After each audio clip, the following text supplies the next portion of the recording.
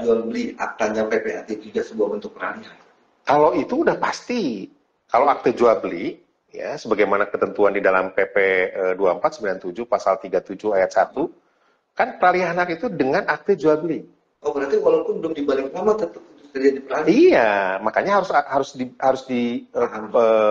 pahami konteks esensi jual beli itu apa sih? Jual beli itu pada saat ditandatangani, maka haknya sudah beralih kepada pihak pembeli. Walaupun dia belum mengangkat. Walaupun belum dibalik nama. Belum dibalik nama. Betul, balik nama itu kan bukan hal esensial dalam konteks peralihannya. Ya, tetapi adalah kewajiban untuk kemudian mendaftarkan di BPN. Oh, berarti ketika sudah, berarti itu AJB itu akta peralihan. Iya. Hak dari seseorang A ke seseorang B. Betul, dari pihak penjual kepada pihak pembeli. Kalau sudah terpenuhi persyaratan tadi. Kalau dibuat AJB, makanya tadi saya sebutkan ada syarat formal, syarat material. Nah, syarat formalnya udah pasti harus terpenuhi. Misal, syarat formalnya dalam konteks jual beli, belum masuk ke situ. Syarat formalnya dalam konteks jual beli itu kan misalkan pasal 97 ayat 1 ya, Permen ATR 16 tahun 2021. Cek dulu dong. Oh, cek isi sertifikat. Ya, cek sertifikatnya melalui sistem online. Apakah terblokir? Ya, kemudian ayat 2-nya atau huruf B-nya ya 97 ayat 1 huruf B-nya disebutkan bahwa notaris PPAT harus yakin bahwa objek yang kemudian ditransaksikan tersebut atau dicek tersebut adalah objek yang tidak sengketa, tidak bermasalah. Betul. Bukan tanah sengketa. Betul. Nah, ada lagi syarat-syarat formal berikutnya. Penyiapan aktenya dilakukan oleh PPAT. Sebagaimana ketentuan di dalam Perkaban nomor 8 tahun 2012. Oh, Perkaban. Nah, kemudian harus dibacakan aktenya di hadapan pihak-pihak. Ya, 101 PMN nomor 397. Ya. Termasuk syarat formal berikutnya adalah terkait dengan pembayaran BPHTB. Sebelumnya BPHTB itu diatur melalui Undang-Undang 28 tahun 2009 tentang pajak daerah kan. Nah, yang kemudian dicabut oleh Undang-Undang 1 tahun 2022. Yang sekarang ini yang sedang kita bahas ini. Kenapa kemudian saat ini pun sedang digugat. Ya, yang saat ini pun sedang digugat. Kenapa kemudian kita kritisi? Karena sisi material, kalau dari sisi formal, ya tadi saya sudah sebutkan kewenangan notaris seperti apa, kewenangan PPAT seperti apa, kemudian juga kewajibannya. Salah satu kewajiban dari seorang notaris adalah melaksanakan undang-undang kan, menjalankan undang-undang 45 gitu ya, dengan sebaik-baiknya. Nah, Undang-Undang 1 tahun 2022 tentu karena sudah diundangkan, wajib hukumnya diikuti oleh notaris. Hanya ya, manakala kemudian ada orang atau pihak yang warga negara Indonesia yang merasa dirugikan atau kemudian hak konstitusionalnya terlanggar, bisa mengajukan gugatan ke MK. Itulah yang sedang dilakukan dan Pak Dr. Habib kan kemarin sudah menyampaikan bagaimana kemudian ke MK ya terkait dengan PPJB dimaksud. Itu kan. Kalau itu dijalankan kan berarti banyak pihak yang dirugikan. Contoh kayak waris itu apakah sudah pasti dapat waris? Wasiat. Apakah sudah pasti dapat hibah? Ya, memang harus dibedakan ya. Kalau dalam konsep atau dalam concern saya, kalau pewarisan mah tidak ada masalah, tidak persoalan ya.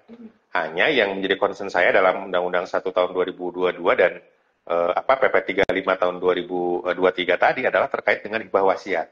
Jadi bukan waris ya. Hibah wasiat. Ya, jadi kita tentu tahu bahwa yang namanya pewarisan itu ada dua kan. Pewarisan karena undang-undang ya ab intestato dan pewarisan karena testamen, karena wasiat gitu ya. Nah, kalau dalam konteks pewarisan karena undang-undang sih oke, nggak ada masalah gitu ya. Begitu orang meninggal dunia, maka pasti adalah ahli warisnya sebagai pihak yang menggantikan kedudukan si pewaris ya. Nah, dalam konteks testamen, dalam konteks wasiat, gitu ya, hibah wasiat. Nah, inilah yang menjadi persoalan dalam Undang-Undang 1 tahun 2022 tadi gitu ya. Itu merupakan objek BPHTB.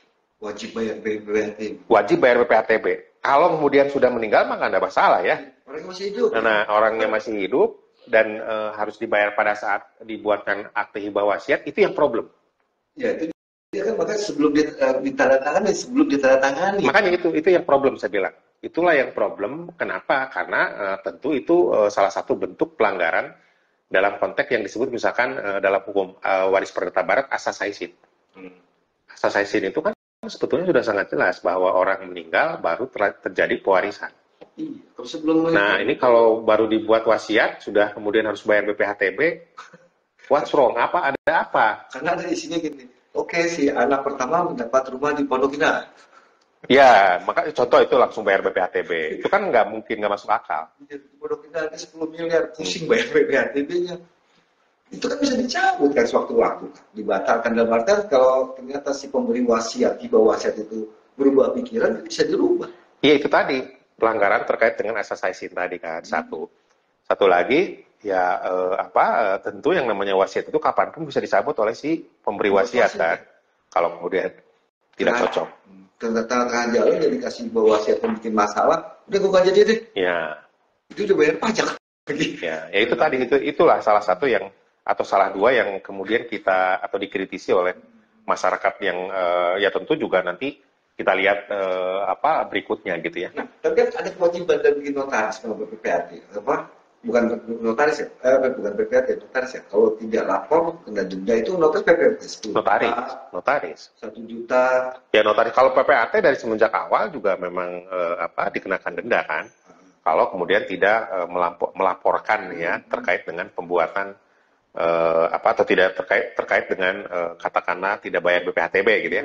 Kalau PPHT udah ini yang mungkin kita pertanyakan itu adalah bagaimana notaris misalkan harus didenda kalau kemudian tidak membuat atau tidak melaporkan terkait dengan pembuatan PPJB. Itu kan sesuatu yang kemudian satu bertentangan dengan UUJN. Kalau terkait dengan bertentangan dengan undang-undang yang lainnya udah pastilah ya. Nah tetapi kalau dalam konteks hierarki perundang-undangan memang dia punya landasan nih sebetulnya. Tapi landasannya itu kan apakah kokoh atau tidak kokoh itu kan pertanyaannya gitu ya. Pertanyaan kokoh atau tidak kokoh itu kan kalau dari sudut material memang kelihatan banget atau sangat kelihatan bagaimana kemudian undang-undang tersebut dibuat tanpa melibatkan yang lain gitu ya. Katakanlah misalkan notaris gitu ya atau Kementerian Hukum dan HAM misalkan, apakah kemudian tidak memberikan koreksi terkait dengan itu gitu. Berarti dengan adanya Undang-Undang Nomor 1 2022 ini bikin dilema bagi notaris. Ketika pembuatan PPJB, dia lapor karena belum ada terjadi peralihan hak. Kalau nggak lapor jadi denda. Emang ya yakin mau didenda 10 juta atau 1 juta gitu? Ya makanya itu yang kemudian menjadi bahan pemikiran ya. Artinya dalam konteks uji materi tadi sebetulnya kan salah satunya itu kan. Ya kenapa kemudian notaris harus lapor ke Pemda? Padahal dalam konteks kewajiban tadi, kembali lagi kewajiban tadi, notaris itu harus merahasiakan isi akte. Undang-undang yang bicara. Tapi undang-undang itu sendiri yang kemudian menyebutkan harus tunduk dan menjalankan peraturan perundangan.